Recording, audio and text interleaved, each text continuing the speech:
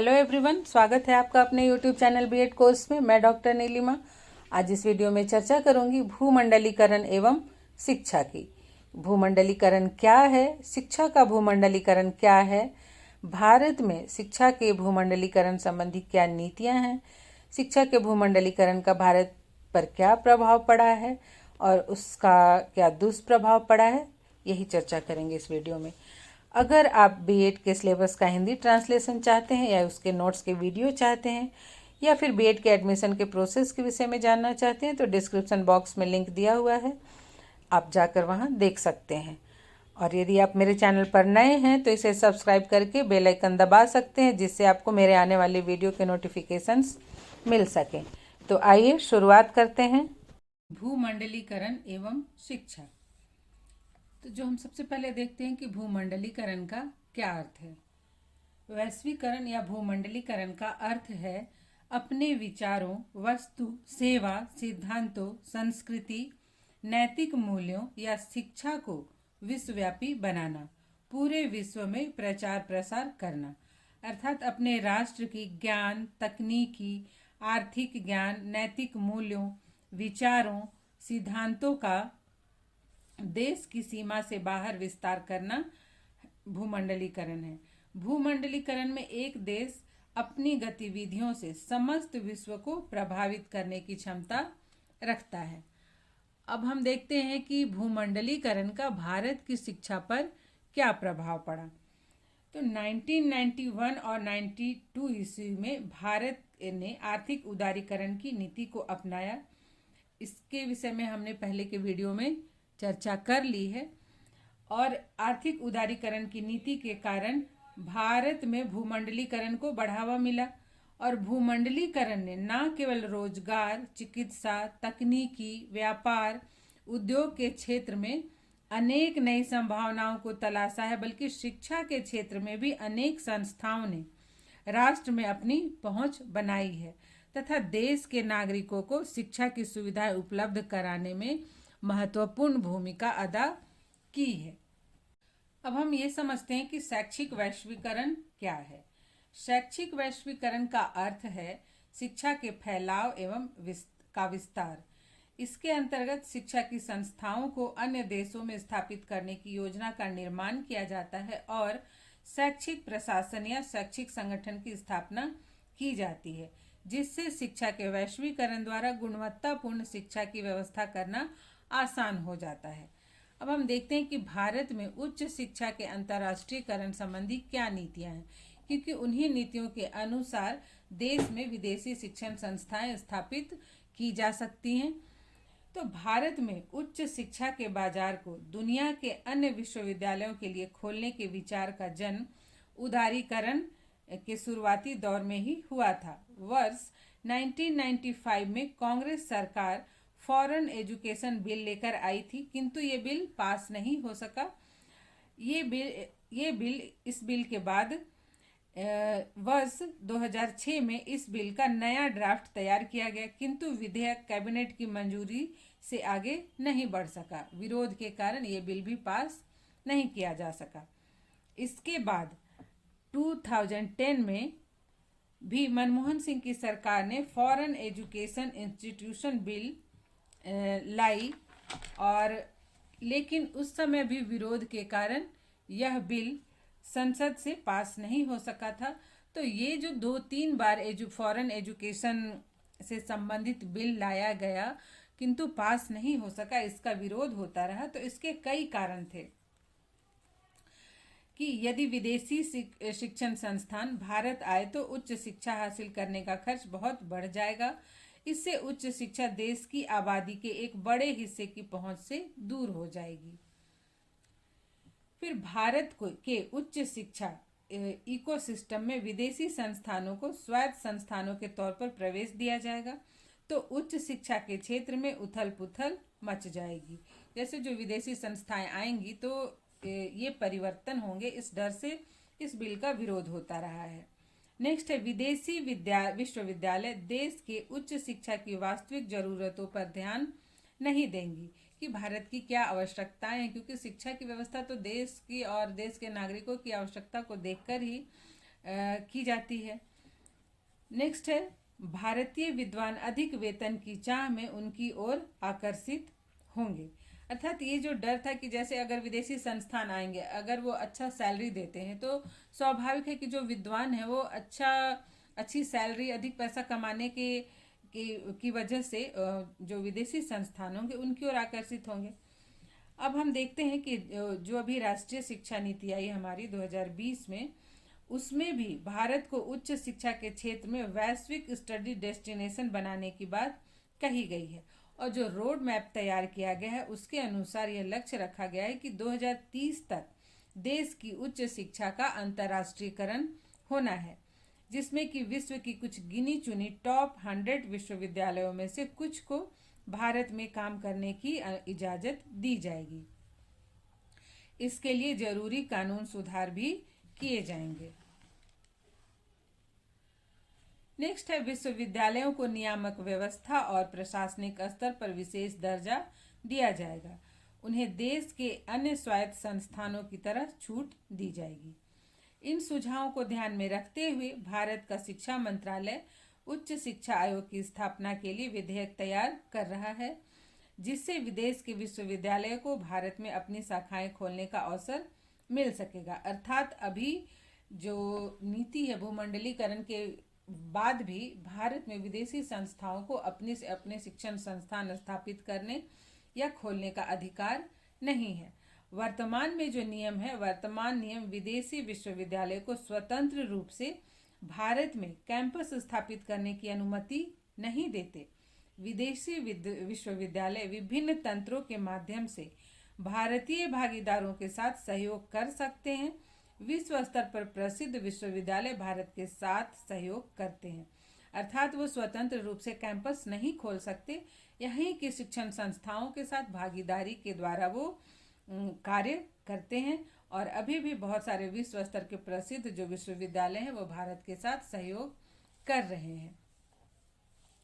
अब जो भागीदारी वाली विदेशी शिक्षा संस्थाओं को डिग्री या प्रमाण पत्र देने की अनुमति नहीं है।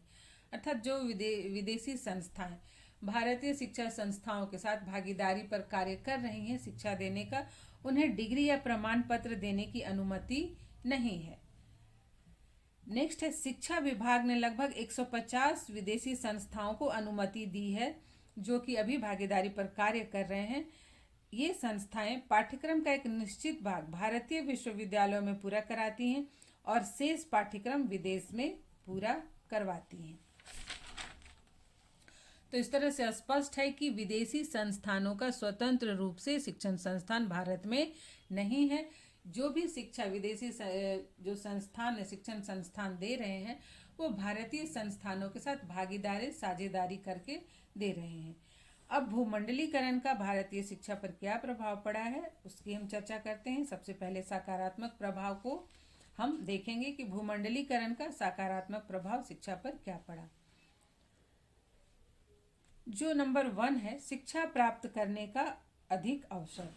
भूमंडलीकरण के परिणाम स्वरूप उच्च शिक्षा संस्थानों में विदेशी संस्थानों की भागीदारी बढ़ने के कारण शिक्षण संस्थानों की संख्या में वृद्धि भी हुई है। चैरिटेबल ट्रस्टों द्वारा भी निजी संस्थानों की स्थापना की जा रही है।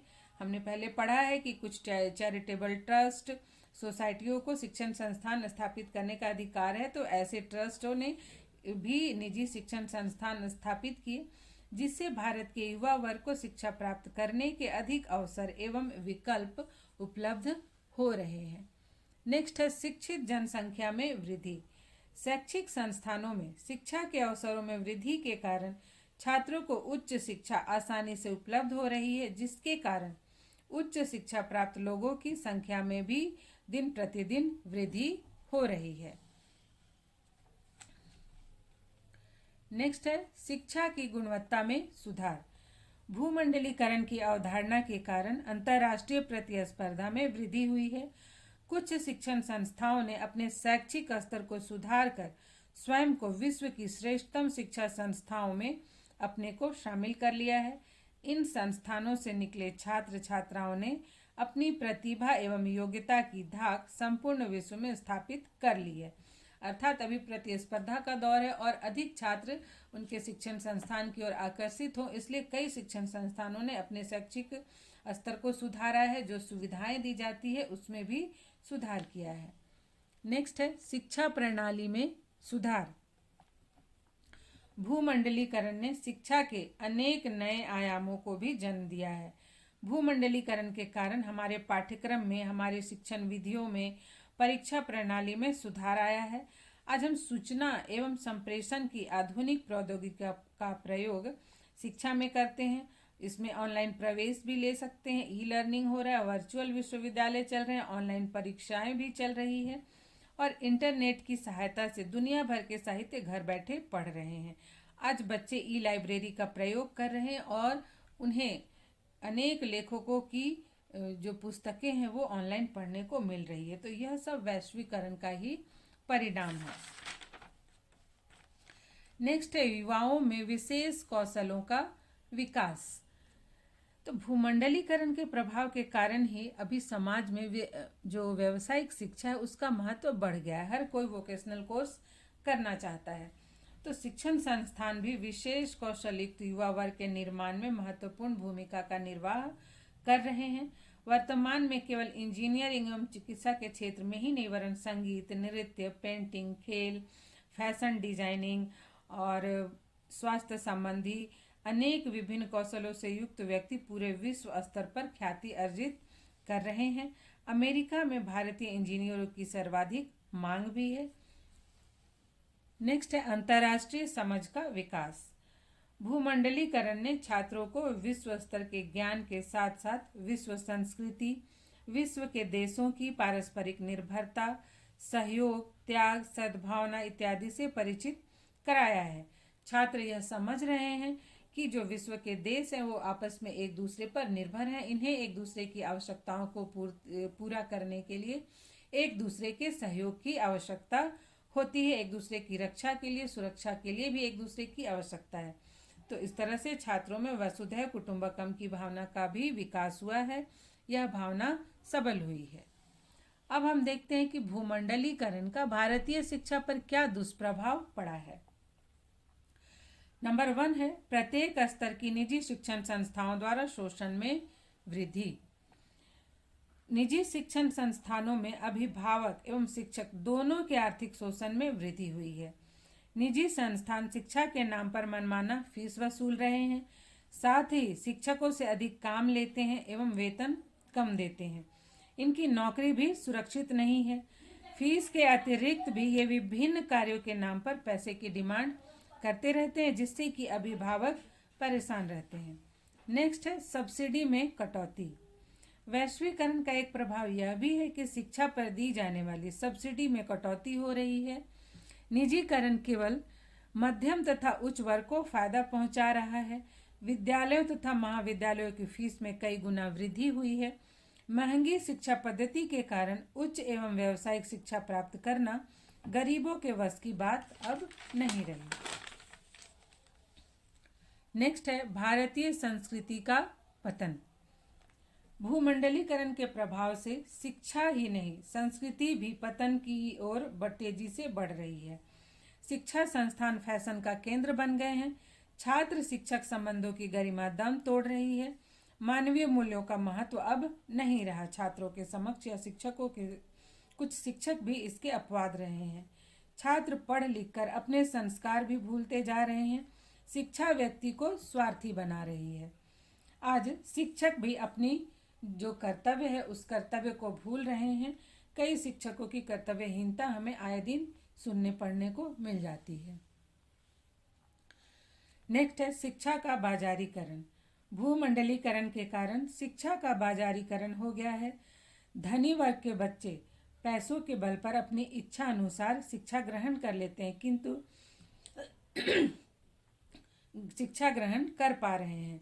जो निजी संस्थान है दान के नाम पर उनसे मोटी रकम लेकर अयोग्य छात्रों का भी नामांकन कर लेते हैं। जैसे जो छात्र, अगर हम सुनते ही हैं कि अगर वो कंपटीशन में क्वालिफाई नहीं कर पाए तो डोनेशन देके एडमिशन ले लेते हैं। वहीं गरीब छात्र शिक्षा में योग्य हैं किंतु शिक्षा में पिछड़ रहे हैं। कई महाविद्यालय एक विश्वविद्यालय डिग्री बेचने की दुकान बन गए हैं, जहां मोटी रकम लेकर छात्रों को मनचाही डिग्रियां दी जा रही है। सभी जान रहे हैं कि बहुत सारे प्राइवेट यूनिवर्सिटीज और कॉलेज खोल लिए हैं जहां क्लासेस नहीं होती, किंतु उन्हें डिग्रियां दी जाती है, केवल एग्जाम लिया जाता है और डिग्रियां दे दी जाती है। तो इस तरह से शिक्षा का बाजारीकरण हो गया है। अब है शिक्षा के स्तर में गिरावट। शिक्षा के बाजारीकरण से शिक्षा के स्तर में कमी आई है। एक तरफ विद्यालयों में कक्षा में छात्र शिक्षक अनुपात सही नहीं होने के कारण शिक्षक छात्रों पर ध्यान नहीं दे पाते। इसे ट्यूशन एक व्यवसाय बनकर आज के समय में उभरा है। कॉलेजों में पढ़ने पढ़ाने का माहौल नहीं रहने तथा कुछ विश्वविद्यालय द्वारा डिग्रियां बांटने की व्यवस्था से शिक्षा की गुणवत्ता प्रभावित हुई है। नेक्स्ट है छात्रों का पलायन। कुछ संस्थानों को छोड़कर देश में अच्छी गुणवत्ता वाले शिक्षण संस्थानों की कमी है। इसलिए भारत के जो काबिल छात्र हैं, योग्य छात्र हैं, वो अक्सर पढ़ने के लिए विदेश चले जाते हैं। अकेले वर्ष 2019 में ही भारत के 7,50,000 छात्र उच्च शिक्षा के लिए विदेश गए। हर साल भारतीय छात्र औसतन विदेशों में पढ़ाई करने और डिग्रियां हासिल करने के लिए 15 अरब डॉलर खर्च करते हैं। यह भूमंडलीकरण का ही परिणाम है। नेक्स्ट है भाषाओं पर दुष्प्रभाव। भूमंडलीकरण के कारण भारतीय भाषाओं का अस्तित्व भी खतरे में पड़ गया है। भारत में अंग्रेजी का प्रयोग इतना अधिक होने लगा है कि लोग अपनी मातृभाषा से भी अनभिज्ञ होते जा रहे हैं। आज हमारे समाज में अंग्रेजी जानने वालों को अधिक सम्मान दिया जाता है, उन्हें अधिक महत्व दिया जाता है, किंतु जो हिंदी जानते हैं और अंग्रेजी नहीं जानते हैं उन्हें हीन भावना से देखा जाता है। तो ये सब वैश्वीकरण का ही प्रभाव है। तो इस तरह से हमने देखा कि जो भूमंडलीकरण है उसका शिक्षा पर कुछ अच्छा भी प्रभाव पड़ा, उसके कुछ अच्छे भी परिणाम हुए, लेकिन उसके कुछ दुष्परिणाम भी हुए। तो इस तरह से हर एक सिक्के के दो पहलू होते हैं। उसी तरह से भूमंडलीकरण के भी कुछ अच्छे भी परिणाम है और कुछ बुरे भी परिणाम है। किंतु हम यही आशा करेंगे कि भूमंडलीकरण के कारण शिक्षा व्यवस्था का सुधार हो और जो उसके दुष्प्रभाव हैं उसको दूर करने का प्रयास किया जा सके, जिससे कि शिक्षा समाज के विकास का, समाज की उन्नति का, देश के लोगों के विकास का सशक्त माध्यम बन सके। तो आज यहीं तक, मिलते हैं नेक्स्ट वीडियो में।